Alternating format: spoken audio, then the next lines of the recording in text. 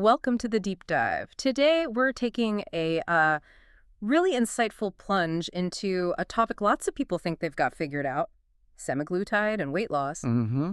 But, well, prepare to have your assumptions challenged, maybe even flipped completely. Right. Because as our sources suggest, this isn't really about calories or willpower or, just cravings. No, it goes much deeper. It really does. It touches on something far more profound about our human experiences. Yeah. Our insights for this deep dive come from someone who spent quite a bit of time with a man named Dan Hollis. Ah, yes. And his perspective offers a radically different lens on why people struggle with weight and, maybe more importantly, how semaglutide actually works. That's right. And our mission today really is to unpack Hollis's unique insights. They're often quite counterintuitive. Definitely. We're focusing on those unexpected mental, emotional, even spiritual aspects of the weight journey. Which is not what you usually hear about. Exactly. Yeah. It challenges the conventional wisdom head on. And, we think it'll provide some real aha moments about behavior, self-perception. Yeah. It goes way beyond just the drug itself. Okay, so let's get into it. Dan Hollis has this core insight, and like you said, it sounds really counterintuitive at first. He says, semaglutide gives you silence, and silence gives you truth. Powerful stuff. It is, but Yeah. what does he really mean by silence here? It's not just quieter stomach rumbles, is it? No, not at all.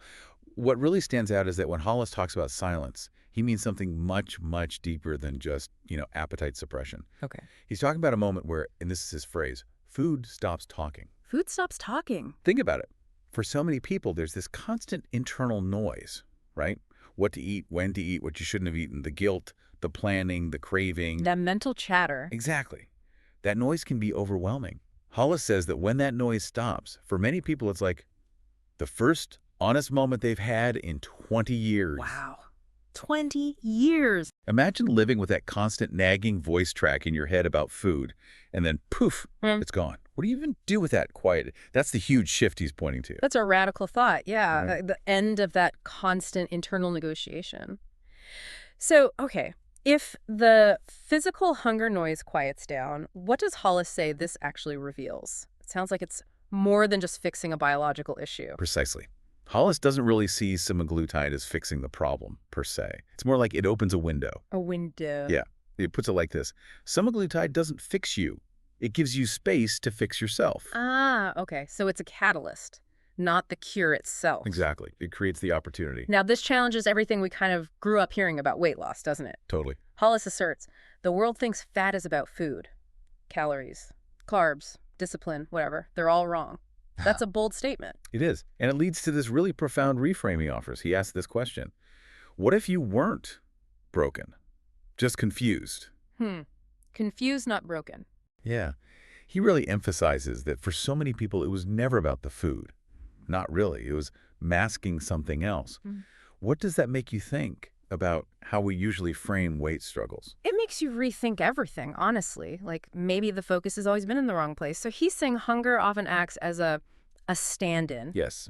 A surrogate for meaning, comfort, escape. Those are his words. Okay. So when that deep physical craving finally stops, what's left is this void. And that's when the truth begins. The truth about what food was actually doing for you emotionally or psychologically. And that must be shocking for people. Absolutely, because as Hollis observes, people often relapse not into hunger, but into confusion. Into confusion, right, Right. because the food wasn't just food. Exactly. Think about it. For some, food was the plan. It was the rhythm. It was the escape hatch. It structured their day, their emotions, everything. When that whole structure suddenly vanishes, people are just left adrift thinking, okay, now what? So this silence, this quiet space, as potentially wonderful as it sounds, it can actually be terrifying for people. Very much so. Hollis notes it can feel like they lost their favorite lie. That's such a strong phrase. Favorite lie. What kind of lie are we talking about? Well, it's a complex thing, isn't it? The lie could be anything, really. The lie that eating this cake will make this sadness go away. The lie that obsessing over carbs gives you a sense of control you lack elsewhere. Okay. It's that false promise that food holds. So when faced with that sudden, uncomfortable quiet without the usual distraction, people might just, grasp at straws. Right. Reach for what's familiar. Exactly. They reach for the thing they know. Cheese puffs, cheat days, chaos, whatever fills the void.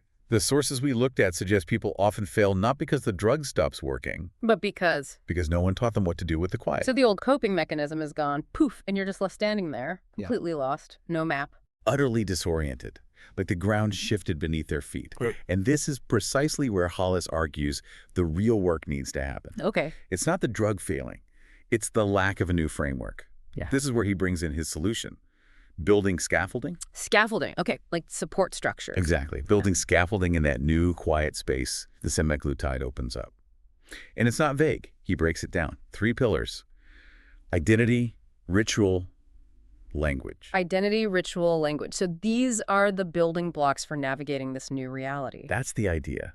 Think of them as the core components needed to build a stable life in that quiet space. And you mentioned earlier, this isn't just like positive thinking or simple motivational stuff. No, not at all. You used the phrase neurobiological replacement structures. Are we talking about actually like rewiring the brain pathways here, or is it more about habits? It's really both. It's about consciously, intentionally building new neural pathways. Yeah. You do that through consistent actions, new routines.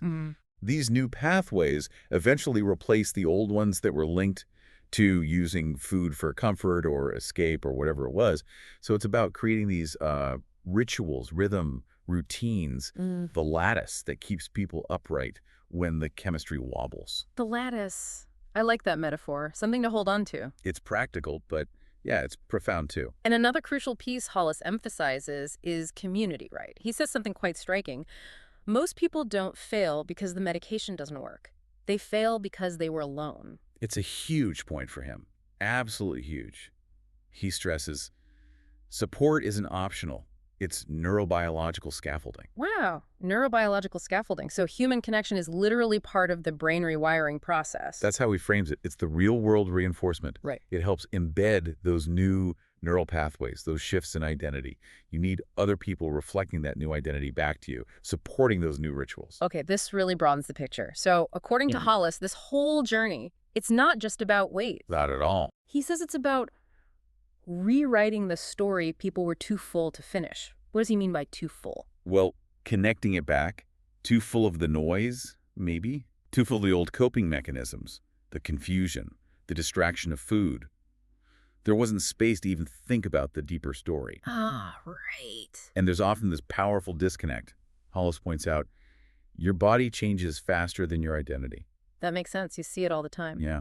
Someone might lose 100 pounds, but inside, they still see themselves, maybe still act like the person they were before. There's a lag. So his model is trying to bridge that gap. Exactly. It aims to help people rebuild agency, reframe meaning, and relearn momentum. It's about aligning the internal self-perception with the external reality. And this leads to his redefinition of success, which is quite profound. He says, this journey isn't about eating less. It's about living more. It completely reframes the goal, doesn't it? It's not about deprivation. It's about expansion. It really does. And, you know, for me, the line from our sources that just nails it, that brings this entire concept together is this. Weight loss is biology. Staying there is narrative. Oof. Okay. Say that again. Weight loss is biology. Staying there is narrative. Biology versus narrative. Think about it. So many people hit their goal weight. They celebrate. Maybe they think, job done. And then they slide back. Yeah. The rebound effect. Hollis is basically saying that happens because they treated the weight loss, the biological part, as the finish line. They didn't realize it was actually the start of needing to write a whole new story for themselves, a new narrative. A narrative for how to live in that quiet space. Precisely. Yeah. Adjust. Yeah. They went quiet internally, maybe stopped the conscious work, and eventually without that new narrative, the old patterns creep back in. Hollis's work is about preventing that silence from becoming just a void, a relapse waiting to happen. It's about actively crafting that new story. So what does this all mean for you, the listener? I mean, it seems like at the end of the day, it's about finding your own internal compass again, right? In a world that's just full of noise and conflicting advice. That sums it up well. Right. And it means Hollis isn't really playing the role of a traditional weight loss guru. He's more like a guide. Yep, a guide. Absolutely. Yeah. His whole approach is different. He doesn't just hand out solutions or quick fixes. He actually teaches people to sit in shame long enough to learn something from it. Sit in the shame. Wow, that's uncomfortable, but probably necessary. Right. He's not just trying to make the bad feelings go away instantly. He's helping people understand where they come from. excavating the roots, not just trimming the leaves. And like you said, he's not the expert shouting advice from the front. No, He walks beside you asking better questions. better questions. That's key. Questions like, what happens when your body stops screaming for food, but your soul still wants something to chew on? Deep stuff. Or, what if the weight wasn't just physical, but historical, emotional, familial?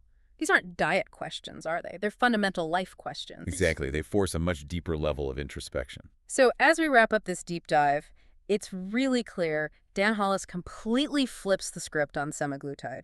He takes it from being just a weight loss drug and turns it into this potential catalyst for really profound personal work, introspection, identity shifts. Yeah, he shows us the drug might just open the door.